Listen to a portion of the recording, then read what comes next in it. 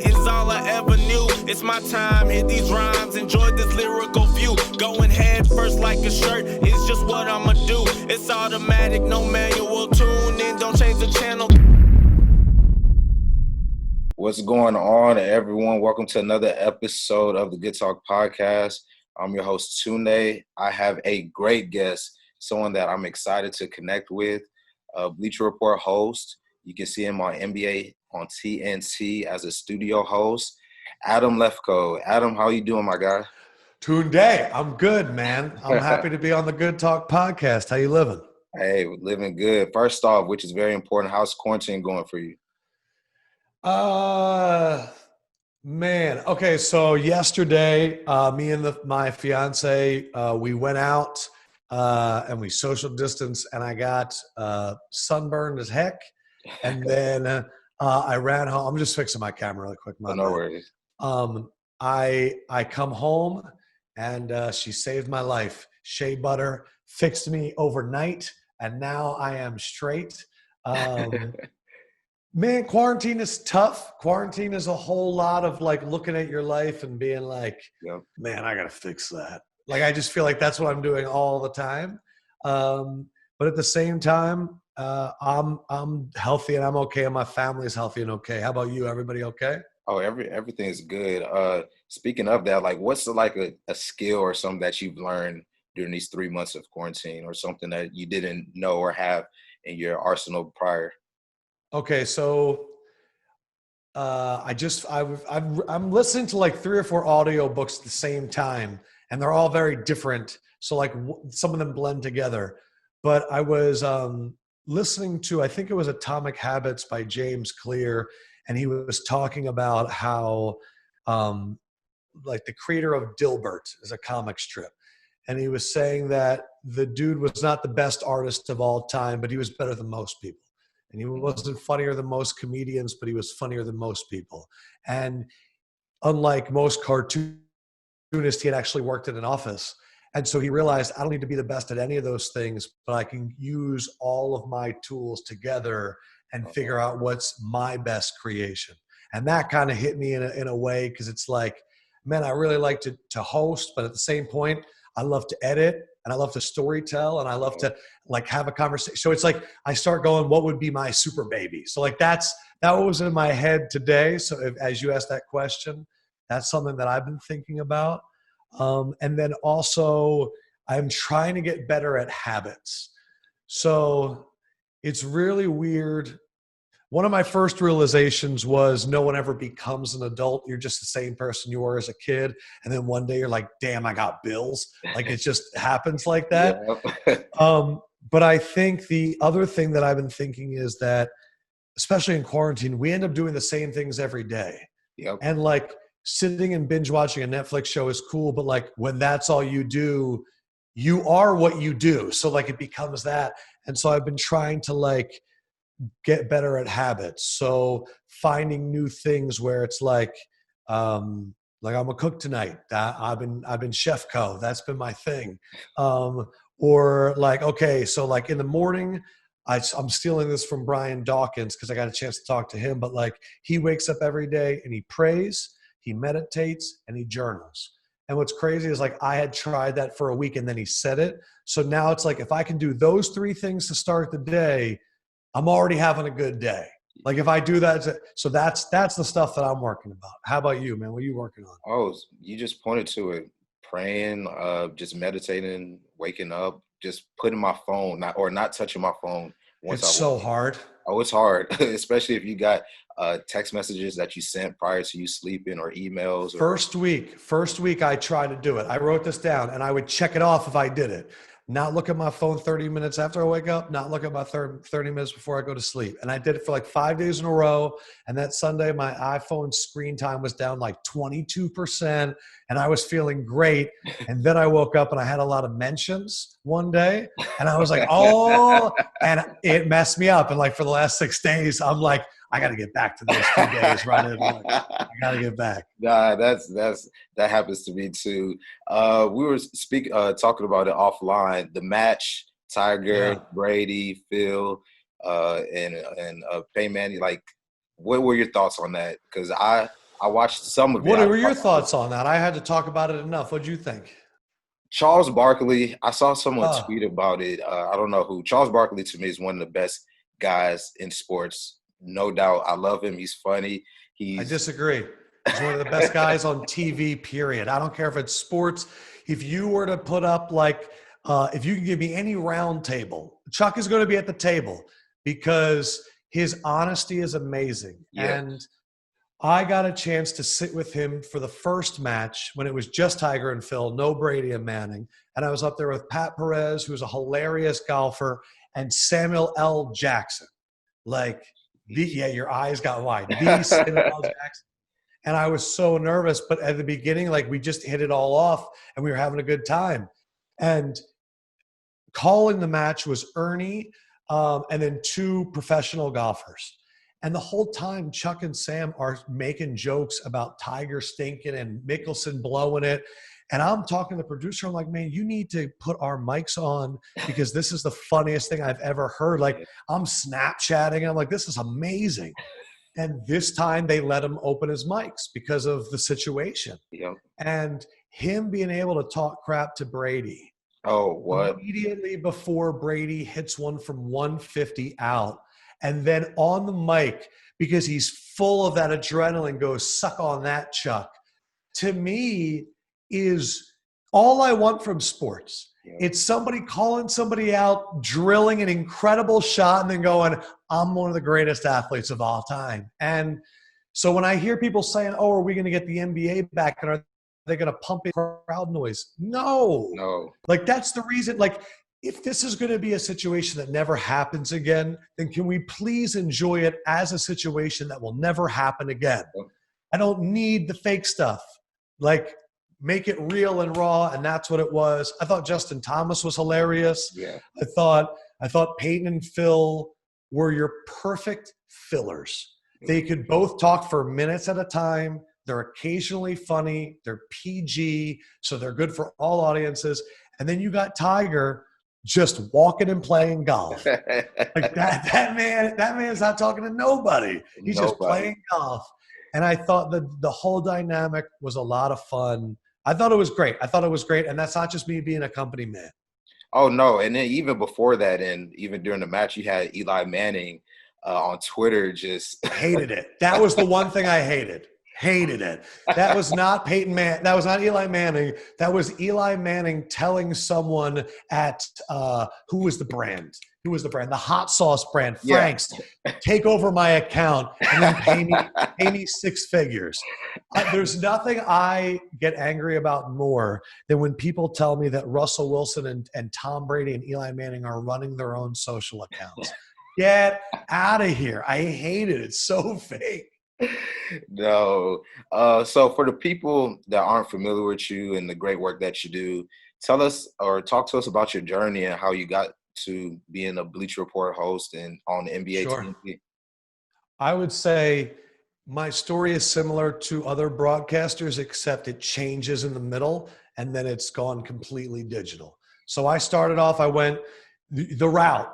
I went to Syracuse, and then I went to a small market in Nebraska called Hastings. Shout out to Hastings. Okay. Made $18,000 a year. I shot my own stuff. I wrote my own stuff. I did my own makeup. I wore the same suit jacket for 2 years straight, and it was Sean John, and it did not fit well.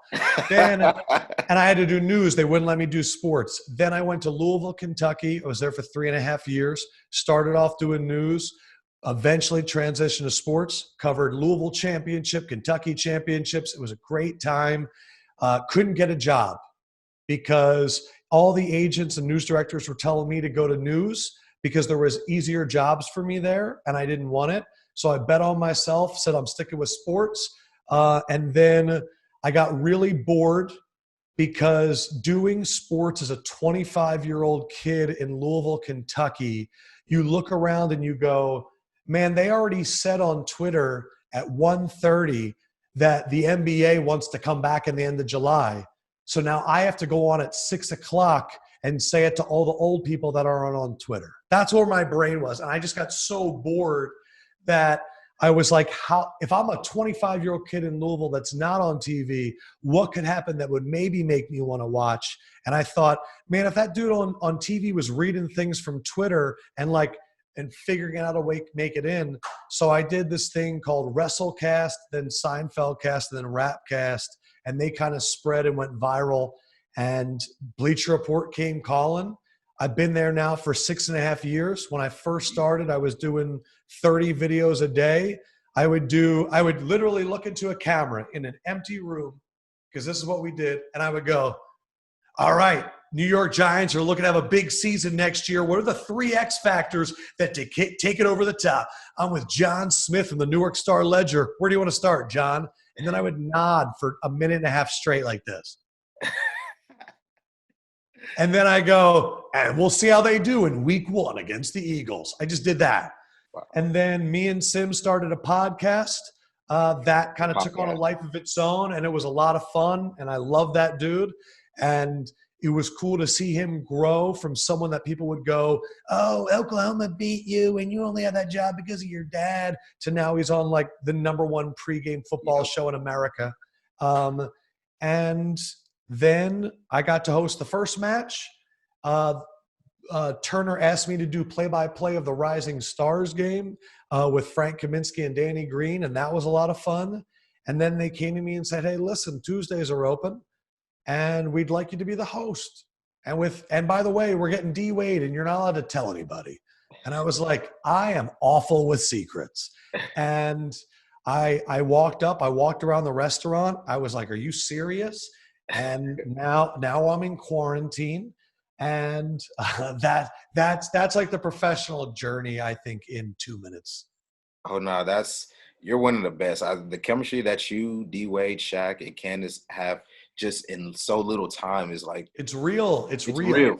Perfect. It's them though, because they're the stars and they're the money makers. And the fact that Shaq and DWade have kind of a big brother, little brother relationship already, like people like Shaq goes and wins 3 titles with Kobe, and then comes to Miami, and Pat Riley's going, we got this kid. He's unbelievable. And DWade is like, DWade does what he does. So those two are amazing. Their relationship is so tight. And Candace is one of the best teammates that I've ever been with. Yeah. So really it was just me not messing it up and being, Rondo.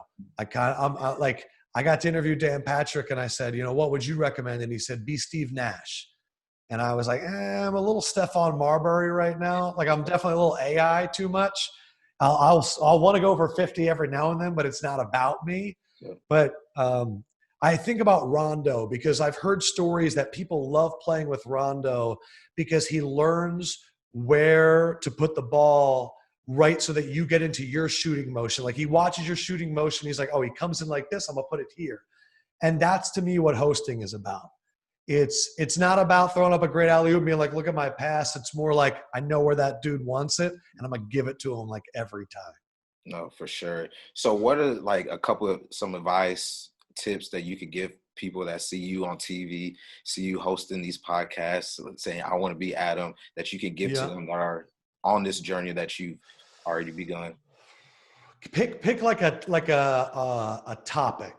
Like, whether is it like on camera, preparation, mindset? Like, what would be a topic that you? Let's say mindset, because mindset could do everything. If you have that Kobe mentality, if you have that mindset where okay, so that's where we'll start. Okay. I think the #1 thing that people are continue to harp in our society, and I get it because I harp it too, is to make things and to make effort. And to put in effort, to work and grind. And I agree. But I think that if you're going to put in all that work, you need to know what you're working towards. Yeah. And I don't think it's saying, I want to do that.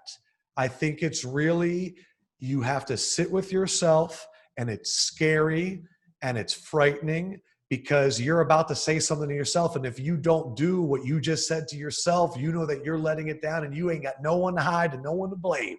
And it is scary as shit. Can I curse? Oh, yeah. Yeah. It's scary because you're sitting there and you're going, I could play 2K. I could watch Netflix. I could smoke. I could have a drink. I could do whatever. And to distract myself from that scary conversation, which is, what do you really want to do? And I think what I would say to everybody before you start putting your head down and making, it's what do you want to, who are you? Like, if you're going to do a show, what are the tenets of your show? What does it stand for? What does it mean? What do you want your viewers to experience? How do you want you to feel? Because you're going to have to want to do it. And I think that that's something that I do now, and I readjust. Every year, I'll kind of sit down and be like, what do I want to do right now? What do I want to talk about? Because if you're not kind of doing it for yourself and the people, then one of you is going to be unhappy. If it's all for you, no one's going to listen. If it's all for them, you're going to hate doing it. So sit down and go, what do I really, really care about? What are my tools? What am I good at? And how can I double and triple down? Like, some people I think are good number twos.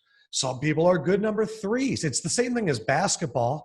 Also, it's like, hey, I know that you really like basketball, but the way that you talk about, architecture, man, like that's something special that you're good at. So also, don't be afraid of comments. They are either giving you too much praise, or they're shitting on you, and they don't need to be because they have issues within them, or they're giving you good advice. And I think because a lot of people in this social media culture, we're looking at numbers. So you're looking at likes and views and all that stuff. But when someone tells you that they're the greatest, they're exaggerating. When you're the greatest, they're exaggerating. If someone says that you suck, you don't. And then if somebody in there is saying, Tunde, I really like your interviews, but I noticed on that last one, the audio was too low. Don't take that as a hater. Like, that man is telling you that your audio is low. And I think once you can see through all the bullshit and all the stuff that's their own issues, then you'll find the ride or dies. And like, that's what you're doing. Like, you're building a community because y'all have similar interests and you want to make good stuff. No, for sure. You were speaking all facts. Quickly, let's go to the NBA. The last Who's couple your team? Oh, the Rockets. Man, I will say the one team that I thought about, if they start playing, that this could help, is Houston. Yep. Because I know that Russ and James are going to go 1,000,000 miles an hour. And if any of these teams are slow to adjust, they're going ISO. Oh. And like it was already a team that people didn't want to face, because like in a 7-game series, like they probably have the two best guys on the court like most of the time. This could oddly benefit them.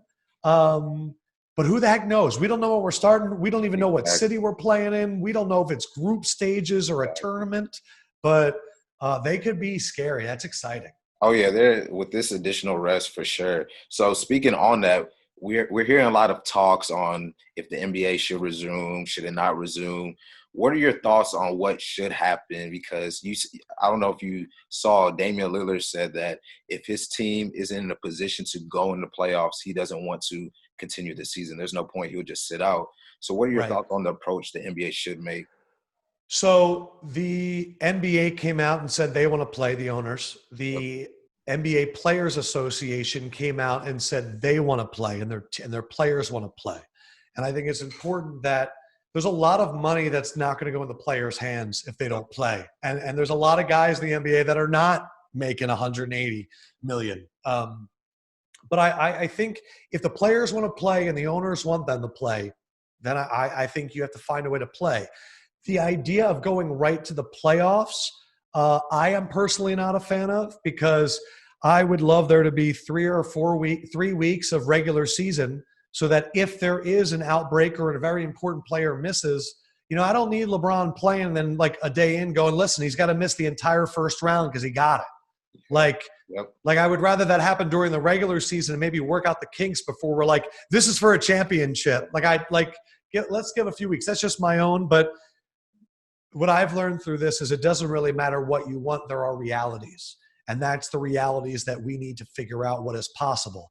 Charles loves to say, and I think it's because his mom was somebody that worked in hotels and was a maid, that he goes, you could say they're all going to be in Orlando, but what about all the people that are working in the hotel?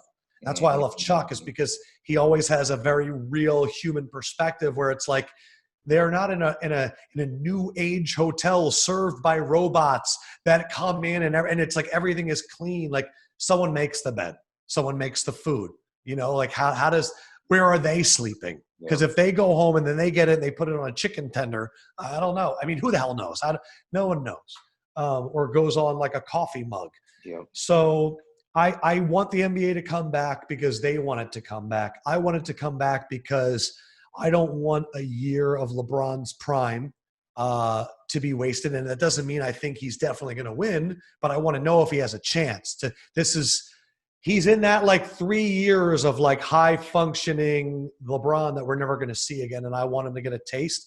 And I love this Clippers team. And it was going to be a wild playoff as it is, because that whole West from 1 to 8 is dangerous. Yeah.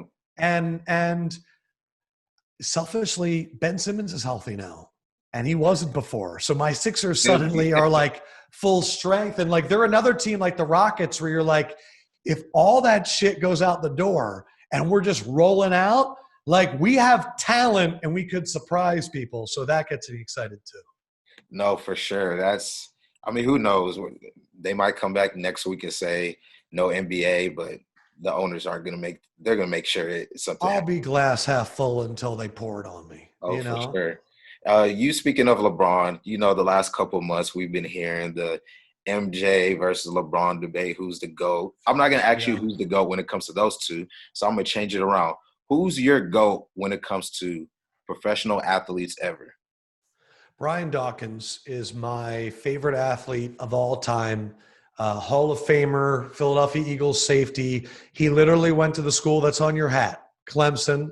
I have in my closet right now, back when East Bay was the thing, I made a Brian Dawkins jersey with like the names and letters in Clemson just so I can have one. The way he played the game, the switch that he could put on, he would literally turn himself into Weapon X. He thought he was Wolverine. And the hits, the moments that he would make big plays were always incredible. And it was the first athlete that I rooted for in Philadelphia that was universally loved by also non-Philly fans. And this is including Allen Iverson. Allen Iverson was a very interesting fan experience because people forget every offseason there were rumors that they were going to trade him. Every offseason, the announcers would tell us, oh, man, you can't win the championship with Allen Iverson. So it was like very conflicted. But like Brian Dawkins was this athlete that like Bill Belichick would say was incredible. People didn't do that about Donovan McNabb. People didn't do that about, other players. And Brian Dawkins was that first guy that, Allen Iverson would call him a ball hog. There was all those other things. But Dawkins, it was like, he is the guy. And it was just the coolest thing to experience. Okay, that's a good. Who's yours? If you're home, by the way, if you're going to say like greatest, I would probably say Ali. That's probably like if you're asking me like non-favorite, I would say Ali. Okay, yeah, I was gonna say that. So favorite, if it comes to like none of my teams, I'll say it's Serena Williams. And if I'm putting my fan bias, I will say Clint Capella. No, it's actually T-Mac. T-Mac was my favorite Rocket. I get it. Ever. He was my favorite Rocket. Unfortunately, injuries and to him and Kyle, and they couldn't work out. But yeah, T-Mac, and then I think LeBron. They were a hell of a team on 2K. Oh, they were T-Mac and Yao. Man. No, they were a great duo. We have a segment called Quick Talk. It's basically a rapid fire, so I'm gonna just get these questions off and get your response. Sure. The first one you answered already. I was gonna say favorite athlete ever. If I'm not picking any of my teams and I'm going less fan and more my favorite athlete,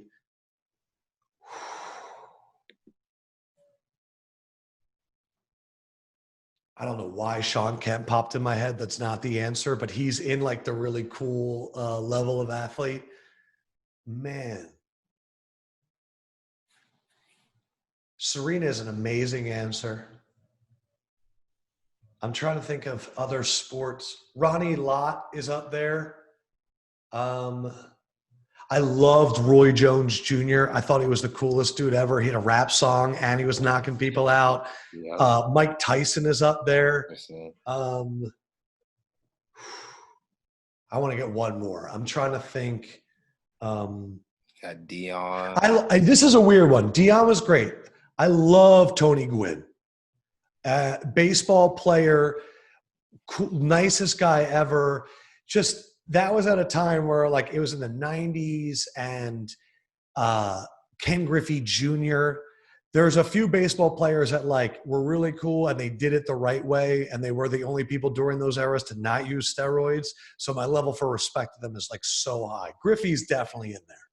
Okay. Favorite teammate at Bleacher, TNT, and why? Wow. So all of them together? Okay, I'm going off the beaten path. I don't know if you know him. If you know the podcast, you do. I would say Josh Fendrick. So this is not about on-air chemistry. This was he and I in a bunker making as much content as we could for 3 or 4 years. I have never seen anybody better at organization. I've never seen anybody better at crossing off a to-do list. His motivation was wild. He's just one of my really good friends. I love him as a human, but there's something about being on that mission together where being on camera is fun. You know this. Editing, posting, producing, writing, social media, emails, meetings, all of that shit sucks. And that's what he did. And so we were really aligned and he was able to free up my creative brain and handle so much of that he was probably my favorite teammate. On camera, I can't answer that. I love too many people and they're all really cool.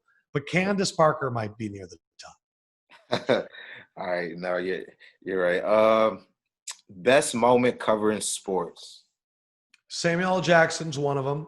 Okay. Sitting there with him at the match was incredible. Covering sports, covering that Louisville championship when I was in Kentucky, because I think in Kentucky fan base is the big fan base, and Louisville really is treated like little brother. And I just said, screw it, I'm going all in. I kind of shade Louisville. I like the red, and to ride it and to be with those guys all year and the characters and to experience them winning it all and then getting to watch them come home and be treated like kings and to be so happy for them. Like that was a very, very cool moment. And that was one. Being at the Eagles Super Bowl was with my mom and my dad was there, was truly special. And it's so funny because I was going live on Bleacher Report the entire Super Bowl, and I'm sharing this experience. And afterwards, we go down the field, and I'm like seeing a player, like we're going near the field in the corner, and this camera guy comes down the stairwell, and he comes right on me, and I go, "Are you going to go on the Jumbotron?" And he goes, "Yes." And I take my phone, and I give it to my mom, and I said, "You shoot the Jumbotron, because I'm going to do something. I'm getting on there." And she goes, "Okay." She's holding it up there. And the camera comes on, I see the red light, and I Millie rock, and I hold it up, and I'm like, Super Bowl champs, and I Millie, and the guy takes it down and goes, "That was great," and walks away. And I was like, this is the greatest day of my life. And I look at my mom, and she goes, and I go, "What do you mean? Why are you shaking your head?" She goes, "It didn't record." And now, all I have to do is say Jumbotron, and my mom just goes, "I'm so sorry. I'm just so sorry." But I know it happened. Like in this stadium, I took it up the whole, like on like a brand new, and I don't have it. But the moment happened, and that's all that matters. Damn. That's a great. Kill me. All right, my last one. Who's worse, Yankee fans or Cowboy fans? Oof. Okay. They're both going to tell you about their Super Bowl. Cowboys fans are worse. Mainly because Yankees fans have won 27 championships. And when you've won 27 championships, you have the right to brag and be that confident. But Cowboys fans have not even like won a play. Well, they won a playoff game 2 years ago, but like in the last 25 years have won one playoff game. And also, like, I am such a diehard Eagles fan that is truly one of the few times that I take on that fandom and I can't control it. It's like a Cowboys fan, like it's in my soul to go up to them and be like, I hate your hat. Like I can't even help it sometimes. Like it's that bad. Yankees fans, like for me, I've always been enamored with the Yankee logo. Like Jay-Z, make the Yankees more famous than the Yankee can. Like every music video that I saw growing up, somebody had a Yankee fitted on. Like it was a jersey and a Yankee fitted. And like no matter, and the jersey was like Dion or anywhere, but the hat was always a Yankees hat. So, and I don't even think I realized, like I was watching the Last Dance and I was seeing the Bulls jerseys and I went, I didn't even think about how many Bulls jerseys were in Philadelphia when I was growing up. And like, there were not any other jerseys. Like it was Philly jerseys and then Bulls jerseys. And it's like the 90s were dominated by the Yankees and the Bulls in that regard. And those logos were everywhere. And I don't even think I put two and two together. That's how popular they were, you know? Yeah, that's no, that's tough. Like for me, I would say because I'm an Astros fan, and then I'm also a Texans fan. Between those two, it's hard. I mean, especially with what happened with the scandal with the Astros, and the Yankees fans have been unbelievable. And then you still got the Cowboys. They can sign 0 players during the offseason. They can have the worst draft, and they're still calling themselves Super Bowl contenders. And so it's like that might be a tie between those two. Yes. They're My scary thing, though, Tunde, here's the scary thing. The Cowboys could really make a run at Super Bowl this year. Like, I'm looking at them, and I'm not even talking about CeeDee Lamb. I don't get excited about rookies until I see you on the field. That's just the facts. You could do whatever. I think he's going to be great, okay? But if they get Dak back, they got a lot of pieces, man. And they're one of my sneaky teams in the NFC.